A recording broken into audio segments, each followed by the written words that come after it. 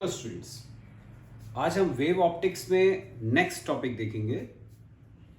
यह है principal of superposition. Statement समझते हैं इसका। When two waves superpose, resultant displacement is the vector sum of displacements produced by each wave.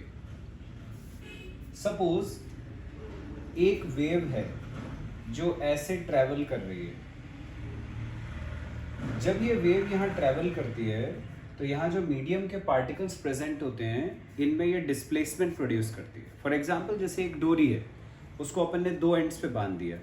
अब उस डोरी को तुम ऐसे प्लग करके छोड़ोगे तो वो उसके अंदर ऐसी वेव्स प्रोड्यूस होती हैं। जब डोरी को अपन ने ऐसे प्लग करके छोड़ दिया तो ऐसी ऐसी वेव्स बनती हैं। तो यहाँ जो डोरी के पार्टिकल्स हैं, इनका वाइब्रेशन शुरू हो जाता है। ये ऐसे ऊपर नीचे वाइब्रेट करने लगते हैं। ये अपनी मीन पोजीशन से, ये डोरी जो थी ये मीन पोजीशन थी पार्टिकल्स की। अब ये ऊपर जाते हैं या नीचे जाते हैं, तो जितना ऊपर या नीचे ट्रेवल करते हैं वो इनका डिस्प्लेसमेंट होता है, राइट।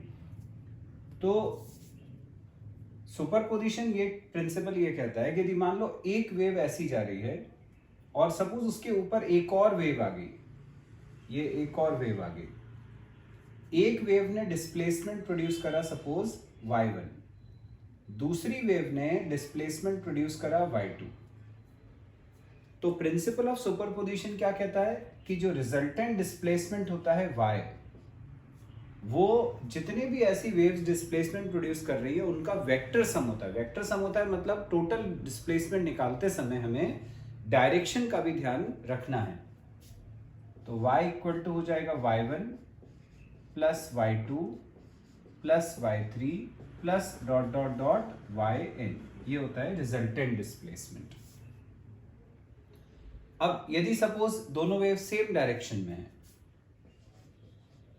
यदि दोनों वेव्स सेम डायरेक्शन में है तो रिजल्टेंट डिस्प्लेसमेंट हो जाएगा y1 प्लस y2। यदि दो वेव्स की बात कर रहे हैं सेम डायरेक्शन में इस तरह से, और यदि अपोजिट डायरेक्शन में है, इन अपोजिट डायरेक्शन ऐसा, एक वेव ये और एक वेव ये, इसको बोलते हैं अपन अपोजिट डायरेक्शन। ऐसे केस में resultant displacement y equal to होता है y1 माइनस y2। ये अपोजिट के केस में और ये सेम डायरेक्शन के केस में। अब इसी से रिलेटेड है नेक्स्ट टॉपिक, इंटरफेरेंस। इसका मतलब समझते हैं क्या होता है। Due to the superposition of waves, sometimes intensity becomes maximum and sometimes minimum. This phenomena is called interference. मतलब जब वेव्स का सुपरपोजिशन होता है, वेव्स इस तरह से एक के ऊपर एक चढ़ती हैं, तो कभी कभी क्या होता है, इंटेंसिटी मैक्सिमम हो जाती है। इंटेंसिटी का मतलब क्या होता है पहले वो समझ लें। इंटेंसिटी का मतलब ये होता है कि कितनी एनर्जी वेव ट्रांसफर कर रही है, energy transferred per unit area पर सेकेंड। मतलब जैसे मान लो ये एक प्लेट है, उसके ऊपर ऐसी लाइट वेव्स आ रही हैं, तो ये जो लाइट वेव्स हैं ये जब इस प्लेट के ऊपर पड़ेंगी तो अपनी एनर्जी उसको देंगी, ठीक है। ये जो प्लेट है वो भी लाइट अप हो जाएगी। तो कितनी लाइट एनर्जी इसको दे रही है, कितनी एनर्जी उन्होंने ट्रांसफर करी पर यूनिट एरिया पर सेकेंड, इसको अपन बोलते हैं इंटेंसिटी। अब इंटेंसिटी जो है वो किस पे डिपेंड करती है, तो इंटेंसिटी जो होती है I, ये प्रोपोर्शनल होती है एम्पलीट्यूड स्क्वायर के।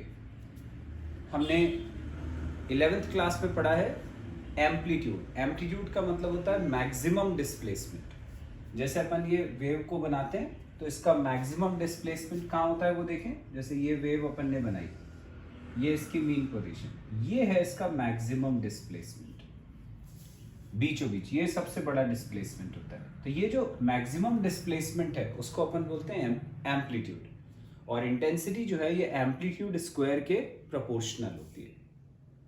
प्रोपोर्शनलिटी का साइन हटाएंगे तो कांस्टेंट आ जाएगा k। तो इंटेंसिटी होती है के ए स्क्वायर, ये इंटेंसिटी का फॉर्मूला है। अब क्या होगा, यदि मान लो दो वेव सुपरपोज कर रही हैं सेम डायरेक्शन में, एक ये वेव और इसी के ऊपर एक और वेव आ गई। अब सपोज यदि इसका एम्पलीट्यूड है A1 और इसका एम्पलीट्यूड है A2, तब रिजल्टेंट एम्पलीट्यूड क्या हो जाएगा, A1 plus A2 according to principle of superposition. उस समय जो इंटेंसिटी हो जाएगी वो होती है maximum, I maximum equal to K और ये A1 प्लस A2 का होल स्क्वायर, ये मैक्सिमम इंटेंसिटी होगी। अब यदि मान लो दो वेव सुपरपोज कर रही है ना अपोजिट डायरेक्शन, अपोजिट डायरेक्शन पढ़ा हमने ऐसा, ये एक वेव और ये दूसरी वेव, इसका एम्पलीट्यूड A1, दूसरी वेव का एम्पलीट्यूड A2, लेकिन A2 जो है वो नेगेटिव साइड चला गया, नेगेटिव वाई एक्सिस में चला गया। तो अब इस केस में रिजल्टेंट एम्पलीट्यूड क्या हो जाएगा हमारा, A1 माइनस A2।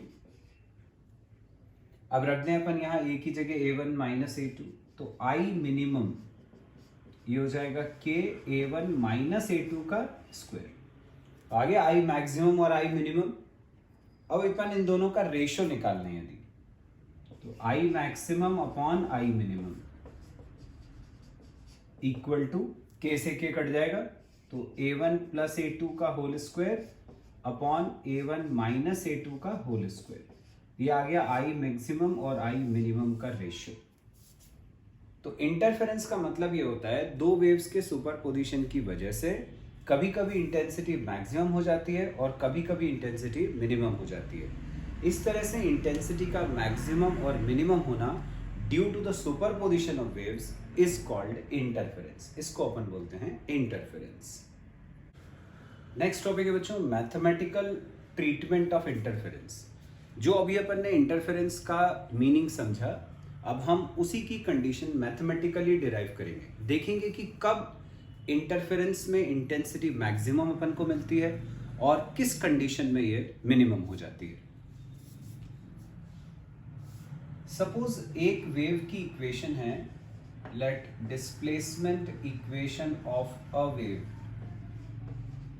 इज, एक वेव की डिस्प्लेसमेंट इक्वेशन है y1 equal to A1 sine omega t, जिसमें हम जानते हैं कि ये जो साइन का कोफिशिएंट होता है वेव की इक्वेशन में वो एम्पलीट्यूड कहलाता है। ठीक है, वेव की इक्वेशन में ये डिस्प्लेसमेंट होता है, ये एम्पलीट्यूड होता है। एम्पलीट्यूड मतलब डिस्प्लेसमेंट की मैक्सिमम वैल्यू। ये हमने पिछले साल वेव ऑप्टिक्स में 11th क्लास में पढ़ा है। अब displacement equation of another wave, दूसरी वेव जो इसके साथ ऊपर चढ़ेगी, सुपरपोज करेगी, उसकी डिस्प्लेसमेंट इक्वेशन मान ली y2 is equal to A2 sine omega T plus phi. ये जो साइन के साथ अपन एंगल लिखते हैं, ये वाला या ये वाला, इसको अपन बोलते हैं वेव का फेज। जो ये एंगल लिखा रहता है उसको फेज बोलते हैं। दोनों के एंगल में तुम्हें दिख रहा है फाई का डिफरेंस है, इसका एंगल फाई ज्यादा है इससे। ये जो फाई है ये दोनों का डिफरेंस है एंगल्स का, तो हम इसको बोलते हैं फेज डिफरेंस। फाई कहलाता है फेज डिफरेंस, दोनों के फेज का डिफरेंस। अब हम लगाते हैं principal of superposition. Principal of superposition से हमें पता है कि रिजल्टेंट डिस्प्लेसमेंट होता है y1 प्लस y2। तो resultant displacement y equal to होगा y1 प्लस y2। वैल्यू रखेंगे y1 की जगह A1 sine omega T plus y2 की value A2 sine omega T plus phi. ये हमने y1 रख दिया, y2 रख दिया। अब ये A1 साइन ओमेगा टी ये ऐसे ही रहेगा प्लस A2। अब ये जो sine omega T plus phi है, इसमें हम लगा देते हैं साइन A प्लस बी का formula. Sine omega T plus phi में साइन A प्लस बी का फॉर्मूला।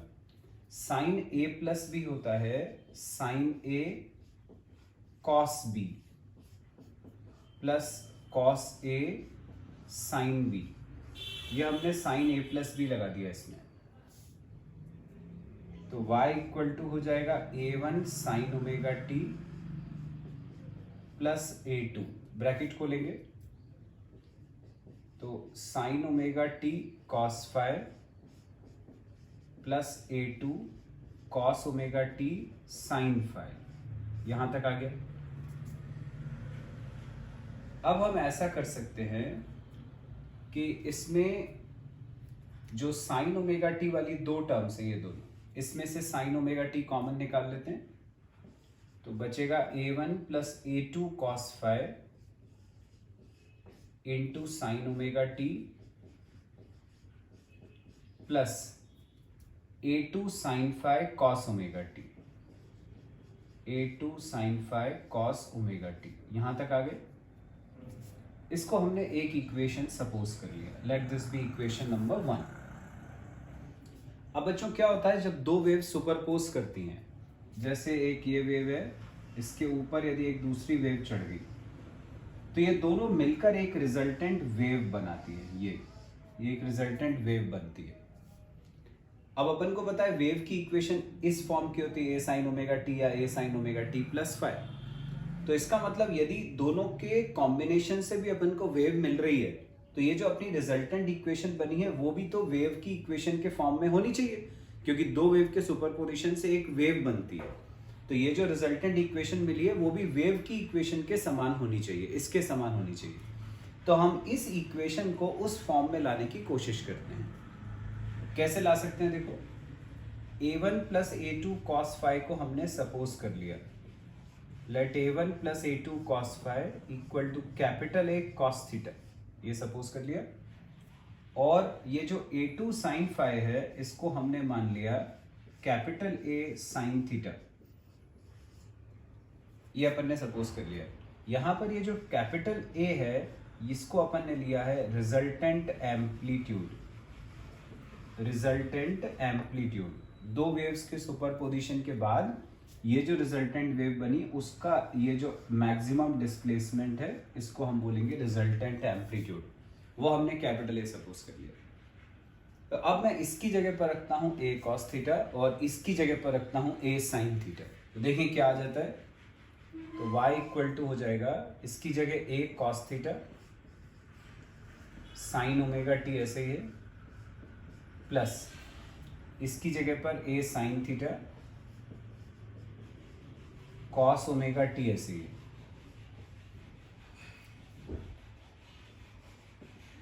ए कॉमन निकाला तो अंदर बचा sine omega T cos theta plus cos omega T sine theta, ऐसा आ गया। अब देखें किसका फॉर्मूला बन गया, तो ये बन रहा है sign A cos B plus cos A sine B. Sign A cos B plus cos A sine B होता है साइन ए प्लस बी। तो हम इसको लिख सकते हैं पूरे को y equal to A sine A plus B. ये आ गया y equal to A sine A plus B, मतलब sine omega T plus theta. तब तुम्हें दिख रहा है साइन के सामने आ रहा है कैपिटल ए, मतलब कि वो एम्पलीट्यूड है, रिजल्टेंट वेव का एम्पलीट्यूड है। तो ये अपन ने ये तो प्रूव कर लिया कि जब दो वेव्स एक के ऊपर एक चढ़ती हैं तो उससे जो रिजल्टेंट इक्वेशन बनती है वो भी वेव की इक्वेशन होती है। ठीक है, अब हमें किसी तरह से जो रिजल्टेंट एम्पलीट्यूड है कैपिटल ए उसकी वैल्यू चाहिए। तो अपन ने ये जो दो सपोजिशन करे थे A1 plus A2 cos five और A2 साइन फाइव, इन दोनों को स्क्वायर करके ऐड करता हूं, इसको और इसको, स्क्वायरिंग एंड एडिंग। तो दोनों को यदि स्क्वायर करके ऐड करेंगे तो a square cos square theta plus a square sine square theta equal to a square cos square theta, मतलब इसका स्क्वायर, ये हो जाएगा A1 plus A2 cos five का square plus A2 sine five का square, a square sine square theta मतलब इसका square, तो A2 साइन फाइव का स्क्वायर, ये हमने स्क्वायर करके ऐड करा। इन दोनों में से a square common, cos square plus sine square 1 हो जाएगा, इक्वल टू इसमें a plus b whole square की आइडेंटिटी, तो a square plus B square plus 2ab, तो 2a1 a2 cos five. Plus इसका स्क्वायर, तो A2 square sine square five, ऐसा आ गया। अब ये जो A2 square cos square five है और A2 square sine square five है, इसमें से A2 स्क्वायर कॉमन, यहाँ आ जाएगा A1 square plus A2 square common, बचेगा cos square five plus sine square five, वो 1 हो जाएगा। बाकी ये 2A1 A2 कॉस फाइव, ये ऐसे ही रहा। ये आ गया A स्क्वायर। यदि हम यहां से स्क्वायर हटाएंगे तो इस पर रूट आ जाएगा, तो A आ गया under root A1 square plus A2 square plus 2A1 A2 cos phi. तो ये आ गया बच्चों रिजल्टेंट एम्पलीट्यूड। तो हमें ये पता चल गया कि जब दो वेव्स एक के ऊपर एक सुपरपोज करती हैं तो उसके बाद जो रिजल्टेंट वेव बनती है उसका एम्पलीट्यूड इतना होता है। अब यदि मान लो अपन इससे उसकी इंटेंसिटी निकालें, हमने इंटेंसिटी के लिए फॉर्मूला पढ़ा था के ए स्क्वायर, इंटेंसिटी होती है के ए स्क्वायर, लेकिन लाइट वेव्स के लिए इस कांस्टेंट के की वैल्यू 1 होती है, हम के की जगह 1 रखते हैं, तो resultant intensity is equal to हो गया ए स्क्वायर। ए स्क्वायर मतलब इसका स्क्वायर, तो रूट हट जाएगा उसका, तो A1 square plus A2 square plus 2A1 A2 cos phi, ये रिजल्टेंट इंटेंसिटी आ गई। तो ये रिजल्टेंट इंटेंसिटी का फॉर्मूला हो गया, और उससे पहले जो हमने निकाला था वो था अपना रिजल्टेंट एम्पलीट्यूड का फॉर्मूला। यदि मान लो ये जो इंटेंसिटी आई किसकी आई है, ये रिजल्टेंट वेव की आई है, दोनों से मिलकर जो वेव बनी है उसकी आई है। यदि अपन इंडिविजुअल वेव्स को देखें, एक एक वेव को देखें, फर्स्ट वाली वेव को देखो तो उसकी इक्वेशन थी A1 साइन ओमेगा टी। तो यदि हम इसकी इंटेंसिटी निकालेंगे तो होता है एम्पलीट्यूड का स्क्वायर, तो A1 स्क्वायर, के की वैल्यू 1 रख दी मैंने। सेकेंड वाली के लिए I2 इक्वल टू हो जाएगा A2 square, intensity equal to amplitude का स्क्वायर। तो जहां पर A1 स्क्वायर आ रहा था हम उसकी जगह I1 रख सकते हैं, जहां पर A2 स्क्वायर आ रहा था हम उसकी जगह I2 रख सकते हैं। तो सेम इक्वेशन देखिए क्या बन जाएगी, तो ये हो जाएगी I1 plus I2 plus 2। A1 की वैल्यू यहां से क्या हो जाएगी, A1 हो जाएगा अंडर रूट I1, A2 हो जाएगा अंडर रूट I2, तो ये हो जाएगा 2 under root I1 I2 cos phi. तो ये रिजल्टेंट इंटेंसिटी का एक और फॉर्मूला आ गया। तो ये रिजल्टेंट इंटेंसिटी होती है इन टर्म्स ऑफ एम्पलीट्यूड, और ये होती है resultant intensity in terms of intensities of the two waves.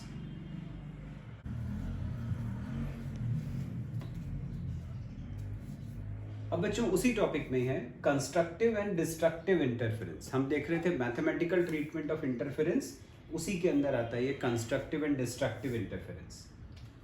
हम एम्पलीट्यूड तक पहुंच गए थे, अपन ने रिजल्टेंट एम्पलीट्यूड निकाल लिया था under root A1 square plus A2 square plus 2A1 A2 cos phi, ये आ गया था हमारा रिजल्टेंट एम्पलीट्यूड।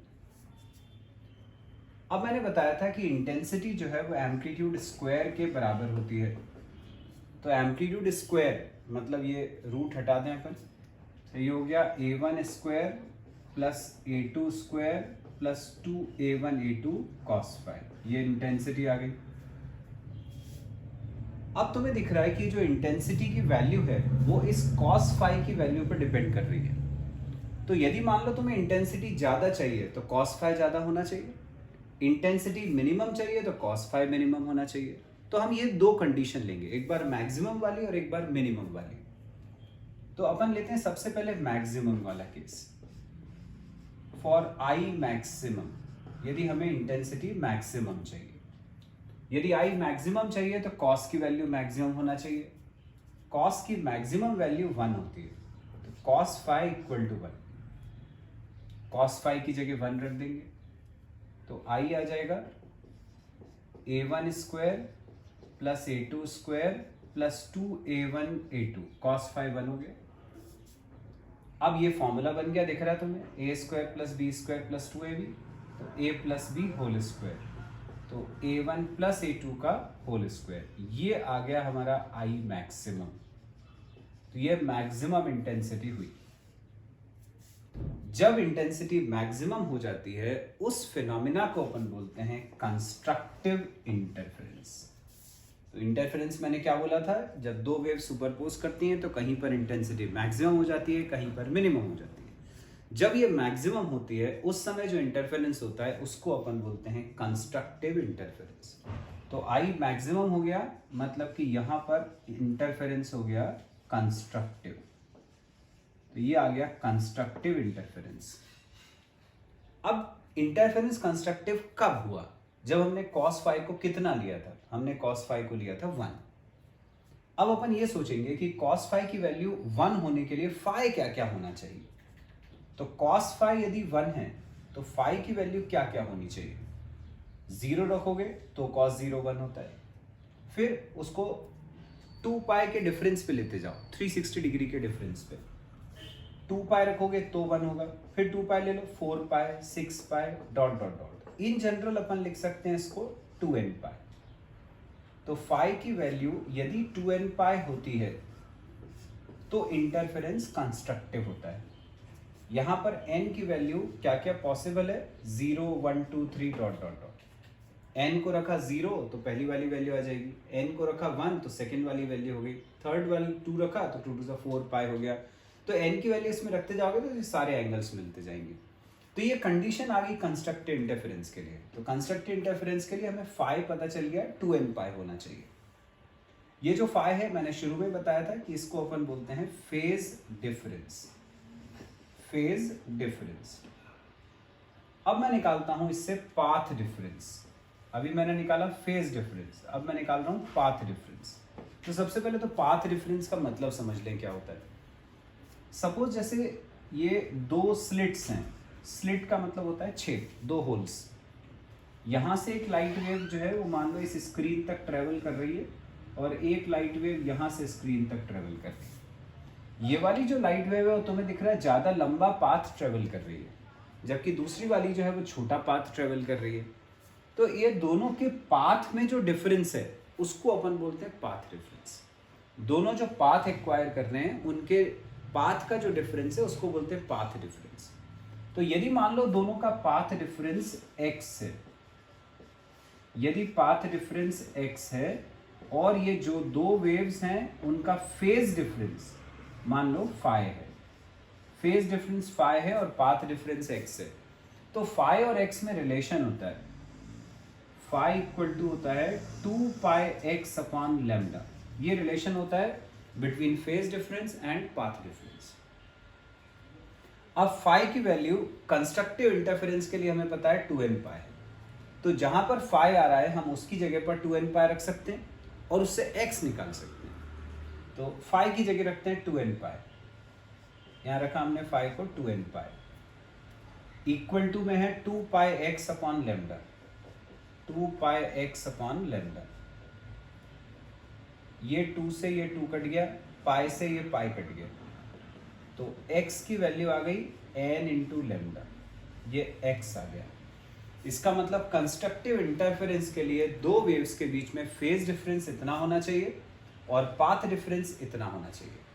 हम इसमें जानते हैं n की वैल्यू 0 1 2 3 4 है, तो यदि अपन वो रख दें तो क्या क्या वैल्यूज मिल रही हैं हमको यहाँ से, 0 रखने पे 0, 1 रखने पे lambda, 2 lambda, 3 lambda dot dot dot. ये पाथ डिफरेंस की वैल्यूज आ गई और ये फेज डिफरेंस की वैल्यू होती है in case of constructive interference.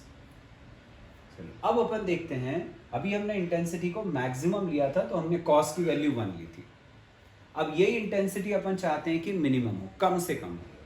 तो यदि आई कम से कम चाहिए तो कॉस फाई कम से कम होना चाहिए। तो अब उसके लिए कंडीशन देखते हैं, फॉर आई मिनिमम, यदि आई कम से कम चाहिए तो कॉस की वैल्यू मिनिमम होना चाहिए।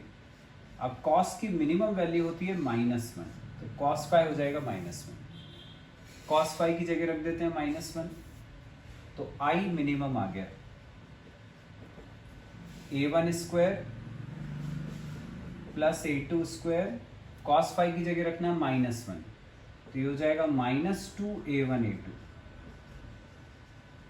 अब ये फॉर्मूला बन गया a square plus B square -2ab, a minus B whole square, तो ये हो गया a1 माइनस a2 का होल स्क्वायर। ये आ गई बच्चों मिनिमम इंटेंसिटी की वैल्यू। तो ये थी अपनी मैक्सिमम इंटेंसिटी, ये हो गई मिनिमम इंटेंसिटी। अब जैसे अपन ने मैक्सिमम के लिए देखा कि फाई इतना होना चाहिए और एक्स इतना होना चाहिए, वैसे इसके लिए चेक करेंगे।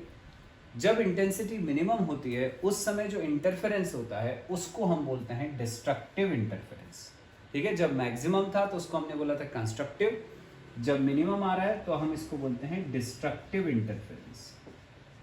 तो ये हो गया अपना डिस्ट्रक्टिव इंटरफेरेंस। अब पता क्या करना है कि डिस्ट्रक्टिव इंटरफेरेंस यदि चाहिए तो फाई कितना होना चाहिए और एक्स कितना होना चाहिए। तो हमने क्या देखा कि इंटरफेरेंस अपने को डिस्ट्रक्टिव कब मिला, जब कॉस की वैल्यू कितनी थी -1। अब हम ये सोचेंगे कि कॉस की वैल्यू -1 कब कब आएगी। तो कॉस की वैल्यू -1 होती है पाई पे, कॉस 180।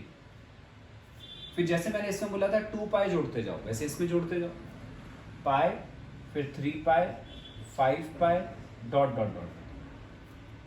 इसको हम इन जनरल लिख सकते हैं 2n+1 पाई, क्योंकि यदि n की जगह पर 0 रखा तो आ जाएगा 1 पाई, 1 रखा तो आ जाएगा 3 पाई। इन वैल्यूज के लिए अपन को कॉस की वैल्यू -1 मिलती है। तो एक जनरल वैल्यू हमें पता चल गई फाई की 2n+1 पाई। ये डिस्ट्रक्टिव इंटरफेरेंस के लिए फेज डिफरेंस आ गया।